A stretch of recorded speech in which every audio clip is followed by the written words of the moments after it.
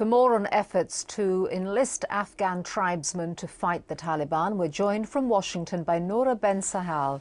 She's a senior political scientist at the RAND Corporation and an expert on American efforts in Afghanistan and in Iraq. Thank you very much for joining us. Thanks for having me. So we just heard these two success stories about Afghan tribesmen who are taking on the Taliban. Is this strategy going to work in the long run on a much wider level as we move forward? Well, there are a couple of things to keep in mind. First, Afghanistan is a very decentralized country.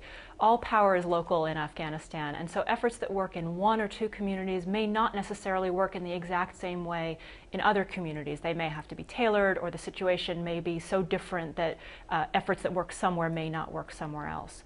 The second problem is that the short-term strategies of working with militias instead of going through the central government, in the long run, often lead to problems with building central government capacity, which is one of the objectives of the United States and its partners. So it may be important for security gains in the short run, but it does pose a different range of long-term issues. It sounds like the approach that General Petraeus employed in Iraq here. Is it, or is it very different in some respects? It's very different in a number of respects. The most important one is that the Sunni tribes in Anbar province, which was the most successful example of working with local tribes, those tribes came to the United States and asked for our help in dealing with al-Qaeda, which was in their midst. Al-Qaeda were outsiders in Iraq, and they were governing in certain parts of Anbar province, and the locals didn't like that, and they wanted U.S. help in getting rid of Al-Qaeda. So they came to the United States, and the United States then responded to help them.